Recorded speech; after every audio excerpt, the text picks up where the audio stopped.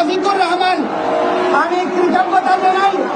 আমরা যেই কথা বলতে সাহস পাইনি সেই কথা উনি বলেছেন যে মসজিদ পাহারা দিতে হয় না, নামাজ পড়ার সময় পাহারা দিতে হয় না। অথচ আজকে আমরা শুনছি মাদ্রাসার ছাত্রদের দিয়ে দুর্গা পূজার পাহারা দেওয়ার ব্যবস্থা হবে।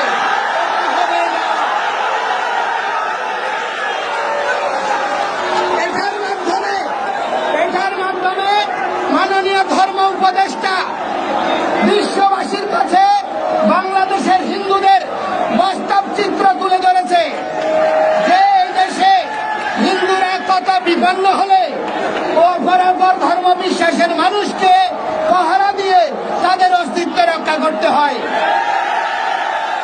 সেই জন্য আমরা এই ধরনের কোন প্রচেষ্টার সঙ্গে সহমত পোষণ করি না।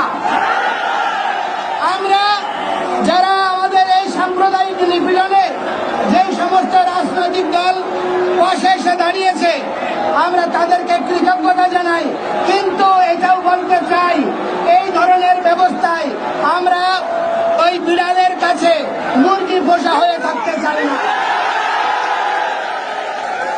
আমরা বলতে চাই আজকে স্বাধীনতার পর থেকে আমাদেরকে দুর্গা পূজায় 500 কেজি করে চাল দিচ্ছে, খয়রাতির চাল। আমরা কি ভিক্ষুক? যদি আমরা ভিক্ষুক না হই, আমরা যদি এই জাতি রাষ্ট্রের অংশ হই, ত্রাণ তহবিলের অর্থ দিয়ে কেন আমাদেরকে প্রহসন করছে? কেন হিন্দু ধর্মীয় ফাউন্ডেশন হচ্ছে না? রাজনৈতিক দলগুলি তাদের মদত পুষ্ট কিছু দালান তৈরি করার জন্য কল্যাণ ট্রাস্টের ট্রাস্টি বানিয়ে কিছু হিন্দু লিডারের মাথা কিনে নিয়ে তাদেরকে দিয়ে হিন্দুদের বিরুদ্ধে বক্তব্য দেওয়া হচ্ছে। এই ধরনের প্রবণতার বিরুদ্ধে আমরা সনাতনীরা সবাই একসাথে লড়ব। আমরা কোন বিদেশি রাষ্ট্রের কোন বিদেশি প্রভুর সহযোগিতা চাই না। অতীতে যেমন সাধু সন্তরা আত্মবলিদান করেছে আমরা আত্মবলিদান করব, কিন্তু এই ভূমি ত্যাগ করব না। আজকে সরকারিভাবে বলা হচ্ছে এই দেশে আমাদের একজন সেনা কর্মকর্তা উনি সংবাদ সম্মেলনে বলেছে বাংলাদেশের সংখ্যালঘুরা, ধর্মীয় সংখ্যালঘুরা তারা পৃথিবীর সবচেয়ে ভালো আছে। ভালো থাকার একটা প্রমাণ দেই, এই বাংলাদেশে এনিমি প্রপার্টি আইনের মাধ্যমে সরকারিভাবে বিএস কোতিয়ানে উল্লেখ রয়েছে এই দেশের মানুষের নাম আর তার বর্তমান স্থিতি হচ্ছে হালসাং ভারত। তাহলে সরকার স্বীকার করে নিয়েছে এই দেশের মানুষ পালিয়ে ভারত চলে গিয়েছে। আজকে অনেকে সীমান্তে 2 জন হিন্দু মারা গিয়েছে, এজন্য মায়া দরদ দেখাচ্ছে, ইন্ডিয়ার বিরুদ্ধে স্লোগান দিচ্ছে।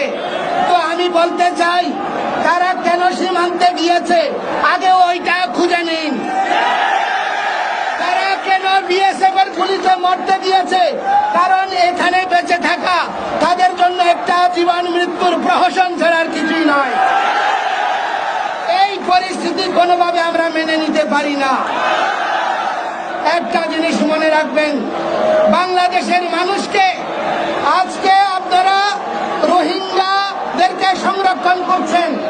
বাংলাদেশের মানুষ তাদের পাশে দাঁড়িয়েছে, মানবতায় বিশ্বাস করে বলে আমরা পুন্ডরিক ধাম থেকেও প্রতিটি মঠ মন্দির থেকে ত্রাণ নিয়ে রোহিঙ্গাদের পাশে দাঁড়িয়েছি। কিন্তু বাংলাদেশ থেকে যেই সমস্ত হিন্দুরা ইন্ডিয়ায় সহ বিভিন্ন দেশে আশ্রয় নিয়েছে আজ পর্যন্ত কোন সরকার তাদেরকে ফিরিয়ে আনার প্রচেষ্টা করে নাই। এটা থেকে প্রমাণ হয় সব ভাইয়েরা এক ভাই, তারা সবাই চাই আমরা এখানে থাকি না। সেজন্য আমি বলতে চাই এই ধরনের প্রহসন বন্ধ করুন। আজকে গতকাল 6টা কমিশন হয়েছে, সংবিধান সংশোধন কমিশন থেকে শুরু করে অনেকগুলো কমিশন হয়েছে। সেই কমিশনে যদি সংবিধান সংশোধন করতে হয় সেখানে অবশ্যই আমাদের সনাতনীদের সর্বগ্রহণযোগ্য প্রতিনিধি থাকতে হবে, না হলে কোন সংবিধান পরিবর্তনকে আমরা সমর্থন করব না।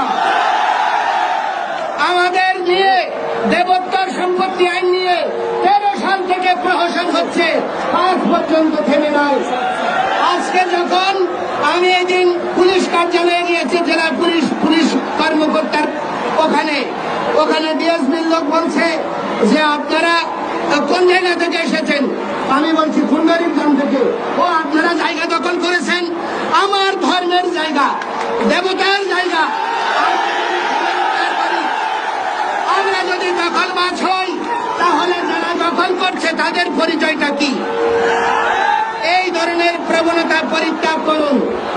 আমি এই চট্টগ্রামের কৃতি সন্তান ডক্টর মোহাম্মদ ইউনূসের কাছে অনুরোধ করব, আজকে চট্টগ্রামবাসী জেগে উঠেছে, তারা আর ঘুমিয়ে নাই। আপনি যদি এই চট্টগ্রামের